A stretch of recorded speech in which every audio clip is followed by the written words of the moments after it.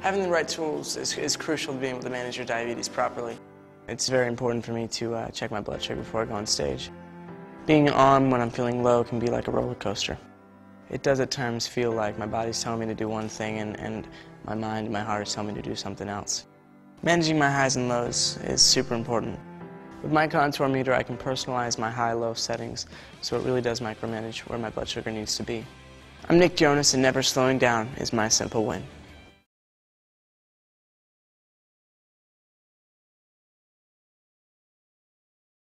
My name is Dr. Mark Ott. I've been practicing in Florida here for 6 years, and our practice focuses primarily on diabetics. We also take care of patients with other endocrinological problems. My father is a diabetic, I should say, and I've watched how it's affected his life and what it's done to his health and how he's deteriorated and the effects that it has on everyone around. And that was really one of the biggest passions. I didn't want to end up in that same boat myself, and I definitely didn't want my kids to end up in those shoes. So I kind of decided to focus my education, my research, my time into learning how to really fight this disease, and so we've really focused our practice in that area as a result of that. We watch patients in this office on a regular basis reverse their diabetes and actually be able to claim a non-diabetic status. They many times are able to get off of their medications, and they're able to eliminate the effects and the way that diabetes is really still in their life. So yeah, that happens on a regular basis. It's not 100%, nothing is, right? You can do enough damage and let things deteriorate enough that you can't get all the way home, but in many cases, in fact, more than I'd say a real strong majority of our patients are able to accomplish those goals. Do people that are on insulin feel like once they're on it forever? I think that that's exactly what people think. Once they start taking insulin, I think they watch themselves. The problem for people is that their lives become their proof, right? And so they watch their insulin levels rising, on a yearly basis. And every time they go back to their doctor, they find that they're needing to have to take more because their sugars are less and less controlled. And so yeah, it's very rare that I meet with a diabetic who's insulin dependent who thinks that they can get off. Good news is a lot of the time they can. It's not uncommon at all for us to watch people put their insulin away. As time goes on, we always make sure that they're managing those things with their prescribing physician who put them on it in the first place. But the great thing about insulin is that most patients who are taking it are on a sliding scale. They know how to moderate their own. They've been taught, how to moderate their own insulin levels based on what their blood sugar readings look like, and they're able to just taper it way down because they have to. What makes our practice different is really that our primary objective with our patients is to get to the bottom of why. And we really want to understand what are the factors causing an individual to have dysregulated blood sugar. Why is your blood sugar, if you're the patient, where it is? Why is it uncontrolled versus why is the next person's? Because we find that patients are not alike. Physiology differs from one to the other, and what may be primarily adrenal in one patient as the primary driver could be completely different in another patient. Could be primarily liver, or could be pancreatic, or could be a number of things. Could be infections sometimes, could be a gut problem.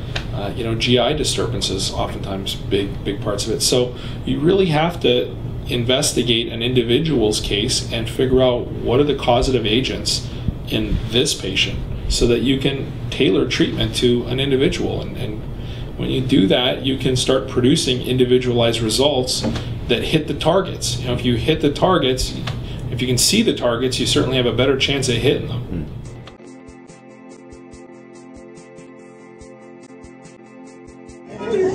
Rhonda? Good. Good morning, Charles. Welcome. It's nice to have you with us. Hey, Rhonda. So, is it? You mentioned earlier that the doctors weren't taking time to do what they needed to do as far as the time spent with the diabetic. Mm-hmm. What obviously, do you see this as something that's going to continue to escalate out of proportion, or do you see this as something that we can actually kind of stem? What do you think about that? I believe you can stem this. I think diabetes is out of proportion right now, epidemic proportions, because of what people don't know. A lot of people walking around with diabetes now and they don't know they have it. So, if not so much the doctor not spending the time, there is not much time when a patient comes in to see a doctor. What we try to equip that patient or client with is, you need to walk in with at least 3 questions. That's right, that's right. All right. I understand I have diabetes. You know, what is this diabetes? What can I do to manage diabetes? At least 3 questions. And, you know, what can I eat or not eat besides my medication? Now, when those questions are asked, that's the time when the doctor would refer in our clinic. Would refer that client to the educator. And then when they come to see me, I have at least 30 minutes to an hour I could spend with that person. This is Ann Richter. Ann is one of our long-term volunteers that make the clinic operation work and make it successful. And Ann is Charles Maddox. Well, how about doing a quick test on me since we're here? Well, sure. Breakfast being our most important meal. I know. You Look at her. You Look haven't at her. had your She's meal? beating me down. I was going to stop, but I couldn't. Oh, dear. Well, I tell you what, I always have. I go over to that little section where there's food, and I always have a few things in here for people to eat if they haven't had their breakfast. And so do you check your blood sugar every morning? I do. I do. Okay. And it's been, I've never used this. What is this? Okay, I'll show you. It's so, you'll love it. Okay. So do you use alcohol usually? No. No, you but don't. you could. I mean, It's you know, sometimes around the clinic here, it's you know, you don't want to pick anything up. Then we always dry it off. And then you just, you haven't done that, I'll show you. Just put it right there and go, ooh.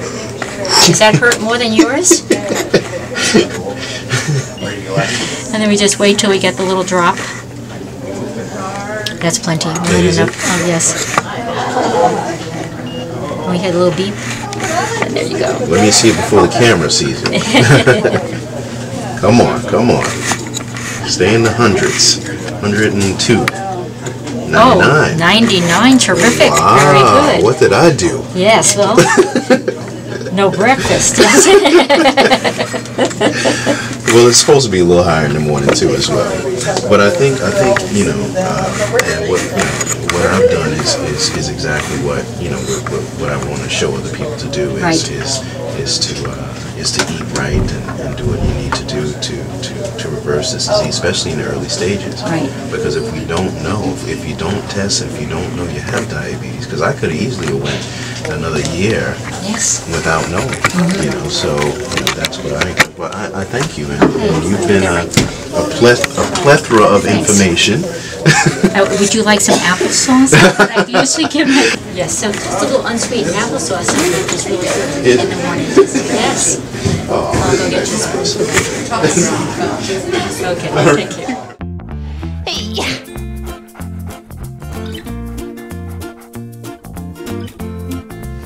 Hey, Walgreens. I'm kind of liking Matt here, but I'm kind of allergic to Bruce. Got any ideas? Try 24-hour Zyrtec for prescription strength relief from your allergy symptoms, indoors and out.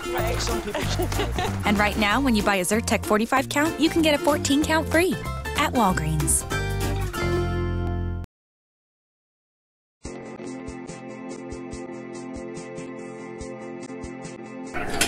Hey, Miss Whitfield. Hi, Charles. I'm Charles. Good, good, nice. I'm glad to see you. I'm glad you allowed me to come to your home. Well, thank you so much for coming. Yeah. My husband is in here. How are you doing today? Before you go, how is he holding up? He's doing fairly well, but he's not at his best, you know. But he's just kind of sitting there, not kind of knowing what to do under the circumstances. So that's why we're so glad that you did come. Just talk to me.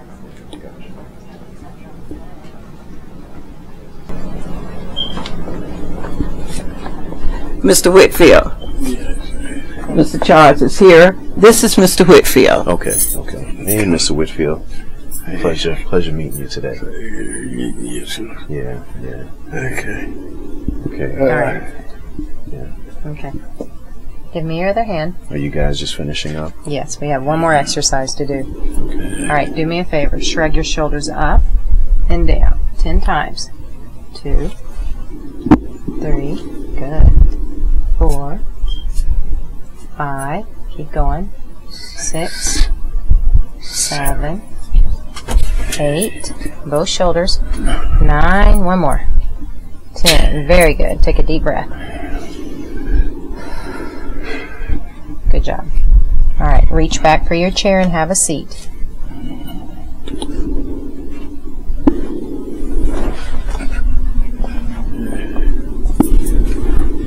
How you doing, Mr. Whitfield?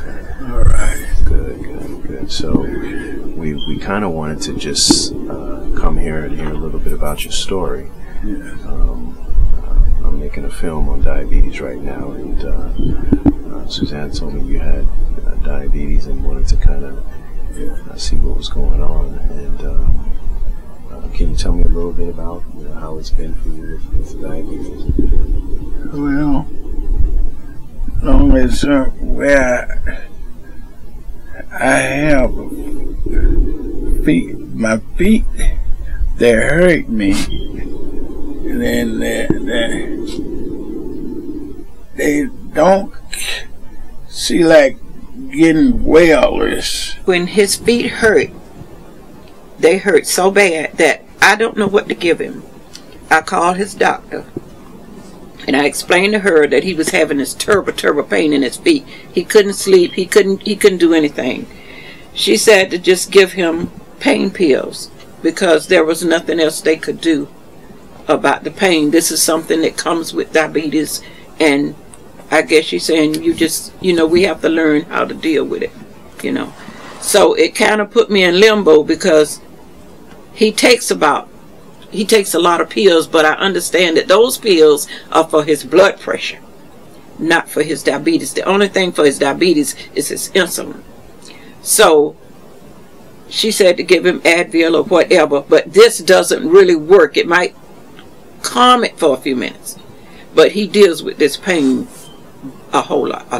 When I started, he was sitting on a folded pillow, which increases the pressure, and it causes more harm than good to the healthy tissue in the decube. And so what was happening is he was sitting on a cushion where he should have had a pressure relieving device, some type of cushion that provides either a change in pressure or an actual cutout, because he has a bad wound and he's diabetic. And he did not have a cushion. He was sitting on a chair, folded pillow, which is a contraindication, but that would have not been caught because of lack of education. And I just happen to be a therapist who specializes in pressure relief. And so it was something that I targeted in on, but not all therapists would. It's just a lack of training with diabetic patients. I was asking him, is there anything that we can do? Is there any kind of doctor or any kind of person that you want to see that we can help? Is there anything that we can do for you guys?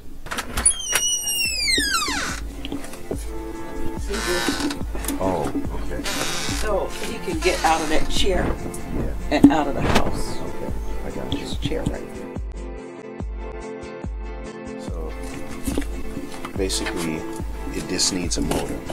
Yes, that's what I'm told. If that's what I can do right now, then to help him, live a better life, I'm gonna get to that ASAP. Now, this is what diabetes, and people don't realize that it's not just, it affects more than just the person. It affects the family. And you got this lady who, it almost teaches you a new sense of what love really is. That people get divorced. Think about it, people get divorced over the smallest things, and this woman loves this man to the point where she's just dedicated her life to taking care of him. And they're like kids. You know, their love is like it just happened yesterday. So we're gonna try to get him a chair and come back and see him. See how he's doing. He'll still be around, you know. And I don't know.